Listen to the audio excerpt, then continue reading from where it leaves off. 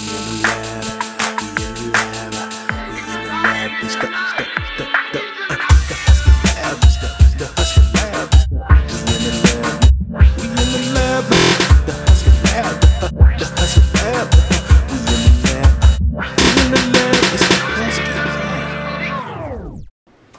up, guys? I guess we're back again, you know, in this lab. That's right. Welcome back to Husky Labs. Today, wow, let me get settled. Today we got a quick, simple, and easy turkey chili. That's right, turkey chili. Sometimes you don't want to do beef. Maybe you want to do chicken, if you're fancy. But let's try some ground turkey. So nevertheless, we're going to jump into it. We're going to do it right, keep it tight. Yeah, there's something like. Let's get right into these ingredients. So check us out. We starting everything off with our protein of choice, which is ground turkey. I went ahead and got the 90% lean as well as the 85% ground turkey, lean ground turkey. So that's what you're seeing me trying to show you that, but somehow my camera's not focusing. Now we have those tomatoes. This is tomato sauce, and we have some diced tomatoes as well right here, brought to you by Hunt's. And yeah, we need those tomatoes and things to go in the chili to give it that red color, that red hue. Yeah, it makes it red besides the paprika and other things. Here's the jalapeno and the poblano pepper. The jalapeno we're mostly going to use for a garnish at the end. Now we have to have our onion. I'm using a white onion here today. And we're going to use a little avocado in it. Yeah, but that's going to be garnish as well. And we're going to have to use some light brown sugar. It just brings out, it cuts the acidity of the tomato, and we're using avocado oil to saute vegetables and things in. As you can see, we have garlic that we're gonna mince up, and some of the seasonings in the back is like cumin. What else did I have? Coriander. I'm gonna put them in the details so you know down below. How about that? So yeah, let's get into this business. All right, Husky Labbers. Always make sure you got your safety goggles. We're gonna be chopping some onions. And one thing onions do to you, they make you cry. Now mine's fogging up, so that's just mean I'm about to drop some heat. Alright, so now let's get this onion all chopped up and diced up. Sorry for my torch falling, but that was my favorite knife. If anybody knows, no one knows, but now you all know that that's my favorite knife. It just chops so well. And I'm gonna get these onions diced up so I can get them in the skillet so I can go ahead and saute them up so they can soften. I know it looks like big chunks, but I'm actually gonna be mindful and dice later. Check me out, no tears. Maybe a little fog, but no tears. Shout out to the goggles. Always be protected. Always be protected. Always be protected. Now here, I'm using that avocado oil to put in my copper shelf. I'm cooking everything in my copper shelf, and then I'm gonna transfer it to my crock pot. So yeah, I put some avocado oil so things don't stick and just burn. Even if it did, we'll be fine. So now, what's next up is a poblano pepper. Now that I've chopped up that onions, I think I'm pretty in the clear, so I'm gonna remove these goggles for now. But you, be safe. Now, a poblano pepper is mild flavor, very mild. It's not too hot on the heat scale, so the biggest thing to remember is it adds flavor, depth of flavor. You want flavor in your chili. So what I'm gonna do is another trick. Now to the kids watching, you be careful. You make sure you talk to mom and you get clearance before you do this next step. I'm gonna partially char my poblano pepper, cut it up, and add it. Now you can see here, I'm showing you a close-up. I wanted you to see visually what happens when you take that torch and you take it, you put it, the flame towards the poblano pepper. Excuse me, I'm getting a little tripped up. But nevertheless, you char your poblano pepper to kind of release the flavors in it. Like after this, you usually like wrap it in some plastic, but we're gonna keep it moving here. Now it's time. I'm gonna take this jalapeno and I'm gonna go ahead and chop it up and move it to the side, and I'm gonna start on mincing my garlic.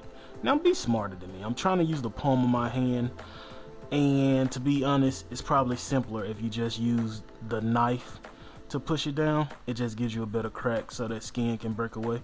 So We're gonna get that finely diced up and chopped up, and we're gonna add it to our pot when our meat is kind of cooking. Now, I already went ahead and added the meat with the in conjunction with the onions and stuff of that nature. Kind of just chop it down. Now I'm gonna go ahead and add some of those minced, not some of those, I'm gonna add the minced garlic to it. There it is, there it is. Yeah, you kind of want to cook that garlic. You don't want to use raw garlic and things. You can. What's his name? Dang, you guys know the guy name. What's his name? Gordon Ramsay. He doesn't like raw garlic. But who is he? He's not Husky Hefe himself. I can do whatever I so please. But let's go ahead and get this seasoning made up.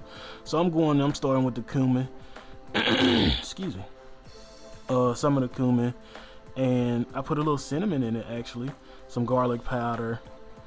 And coriander.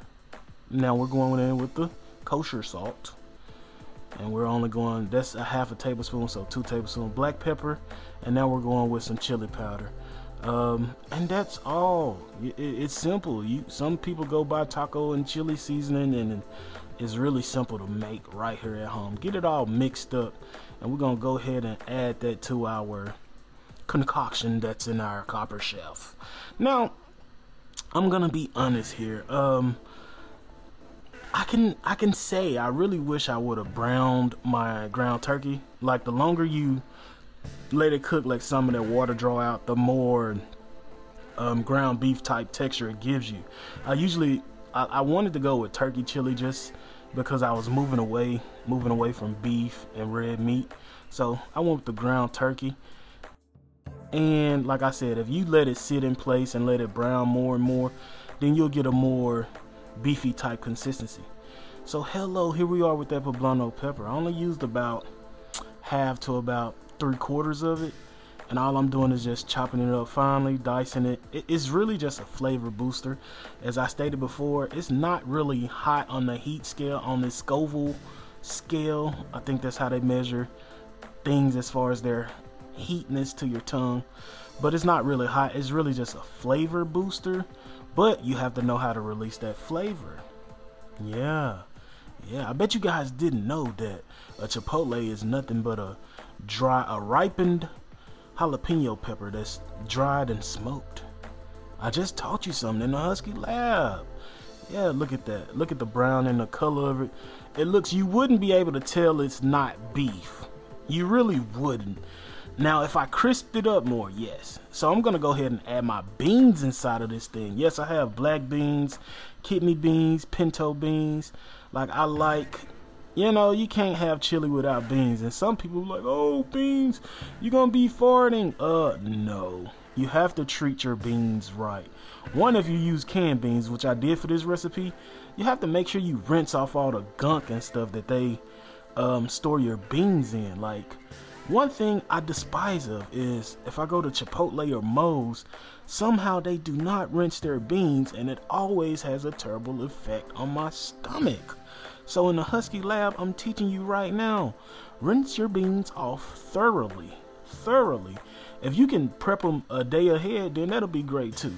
Now I'm going in with my brown sugar. Remember, this brown sugar the brown sugar has molasses in it, so it's gonna kind of be a more richness to the chili, but it also is gonna help cut those diced tomatoes and the acidity of the diced tomato and the tomato sauce. So get it all mixed up and let it cook for just a little bit longer. And what's next is it's all downhill from here. Yeah, simply put, it's all downhill from here. Here we go. We putting it in the crock pot. I told you we're gonna go from the copper shelf to the crock pot, from the copper shelf to the crock pot, from the copper shelf to the crock pot. Yeah, we do it big in the Husky lab. So nevertheless, we add all the things we cooked. We add our tomato sauce, and then we go in with our diced tomatoes. And if you want to get freaky, you know, pick up some Rotel tomatoes with, you know, habanero, spicy, or chili fixings in it. Just have fun with it. The biggest thing to remember in the lab is have fun, experiment with what you're cooking with. Like, you never know how good something's going to turn out unless you really try. So we're going to get that all mixed around. And I think after this, I put the top on and I let it cook on high. I let it cook on high for about 1.5 hours. Then I went to a low temp for 2 hours. I'm adding a little water to kind of loosen it up. It all depends on the thickness of your chili. Now, if at any point that you feel like your chili is too loose, add a thickener like flour or cornstarch. But because I know I like my crackers in my chili, I want my chili to kind of be a little loose.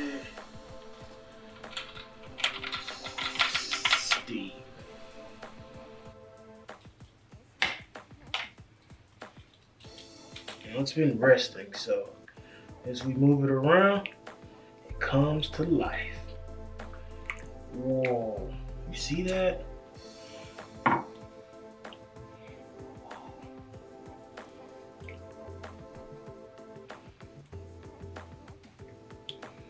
Wow.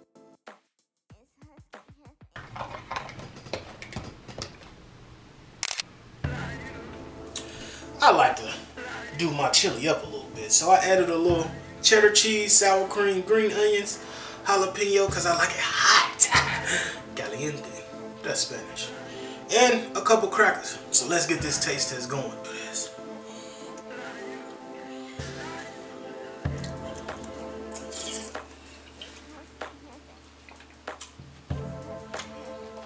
That's fire.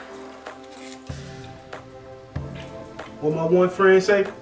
Put it on a cracker, dude. Oh, that's some turkey chili. Look, I got another call coming in. I gotta keep working in the lab, so I gotta get out of here. Y'all gotta go. Peace.